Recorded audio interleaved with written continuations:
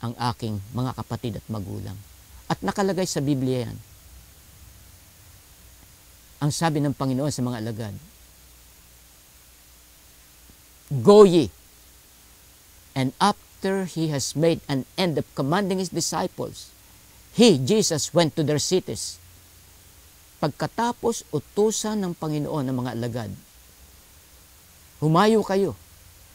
Hindi nagreklamo ang mga alagad, Lord, paano yung pamilya namin? Sumunod silang walang tanong-tanong at pinuntahan ni Jesus ang kanilang iniwanang pamilya. Yun ang ibig sabihin nun. After Jesus had made an end of commanding His disciples, He went to their cities. Ang ibig ko pong sabihin ay ito. Sumunod ako sa Panginoon. Iniwanan ko ang aking mga magulang. Ang unang naging hakbang ng Diyos sa aking ama, pinalo siya dahil sinumpa niya ako. Hinahadlangan niya ang paglilingkod ko sa Diyos. Pinalo siya, nagkasakit siya at na-ospital sa Viluna Hospital. 50-50, halos hindi makahinga. Yun po ang nakalagay sa Biblia. Touch not my anointed and do my prophets no harm. Ano man ang sama na isang tao, wala tayong karapatan na maghiganti.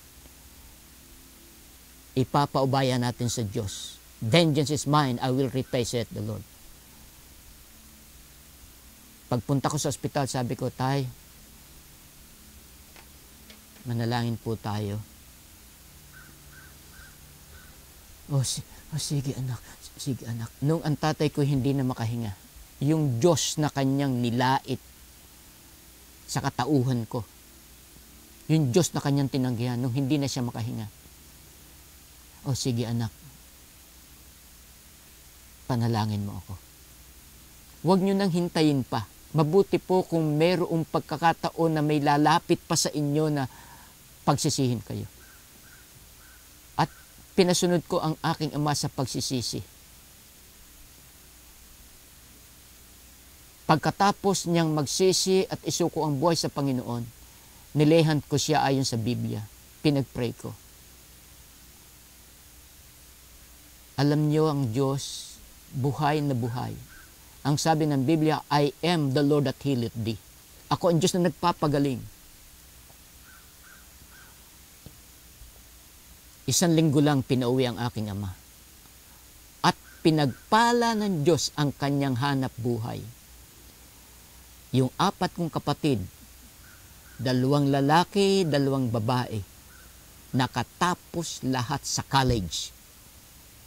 Isang medtech sa Centro Escolar University, isang commerce graduate doon sa Far Eastern University, at 2 nautical sa Philippine Merchant Marine School. Kinuha yung isa, pinalitan ng 2. Laging ganyan ang Diyos. Huwag po tayong mag-atubili sa pagsunod sa Panginoon. Walang sumunod sa Diyos na napahamak. At walang sumuway sa Diyos na nagtagumpay. Ito po ang salitang huli na bibitiwan ko. 13:13 ng Proverbs, Kawikaan.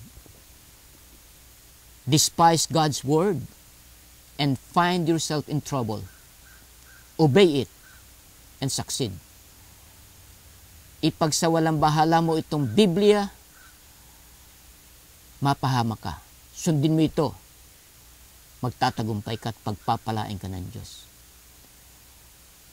Joshua 1:8, this book of the law must not depart out of your mouth.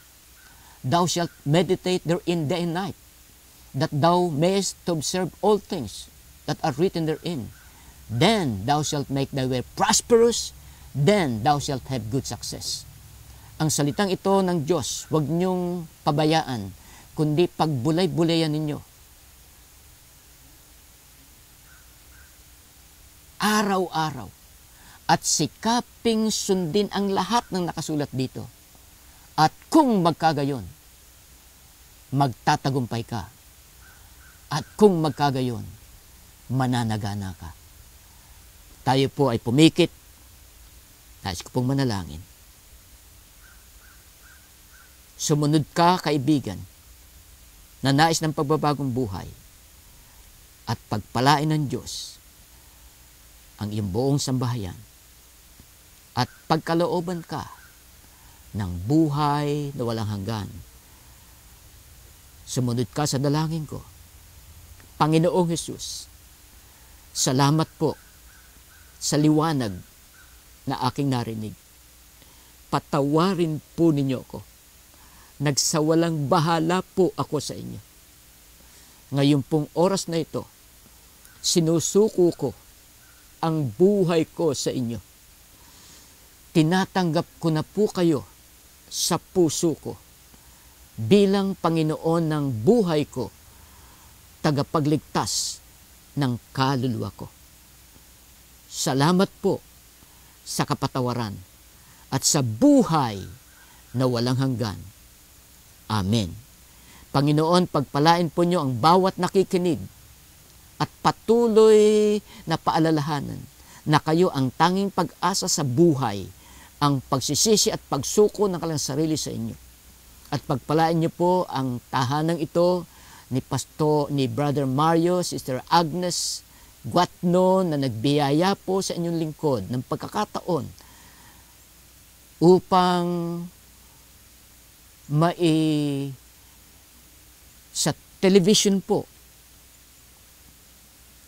mailagay sa internet po ang maiksing patutuong ito ng aking buhay na makarating sa aking maraming kababayan. Sa pangalan ng Panginoong Hesus. Amen.